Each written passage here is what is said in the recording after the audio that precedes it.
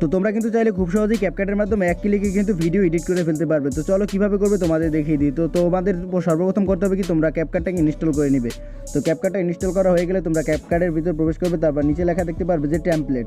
তো টেমপ্লেটে ক্লিক করলেই তোমাদের সামনে কিন্তু এরকম ভিডিও ওপেন হয়ে যাবে।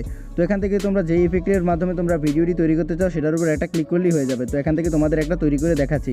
তো আমি এটা তৈরি করবো, এটার উপর একটা ক্লিক করে দিলাম। তো দেখতেই পাচ্ছ এখন কিন্তু আমাদের সামনে একটা ভিডিও কিন্তু প্লে হয়ে গেছে। এখন ছবিটা অ্যাড করার জন্য তোমরা নিচে ক্লিক করে দিবে। তো এখানে ক্লিক করার সাথে সাথে তোমাদের নিয়ে যাবে গ্যালারিতে। তো গ্যালারিতে আসার পর এখান থেকে তোমরা তোমাদের ফটোটা সিলেক্ট করে নিবে, যে ফটো দিয়ে তোমরা ভিডিওটা এডিট করতে চাও। তো আমি কিন্তু ফটোটা সিলেক্ট করে দিলাম। এখন এখানে নেক্সট বাটনে একটা ক্লিক করে দিব। তো নিচে নেক্সট বাটনে তোমরা ক্লিক করার সাথে সাথে তোমাদের সামনে কিন্তু এরকম ভিডিওটা হয়ে যাবে তৈরি।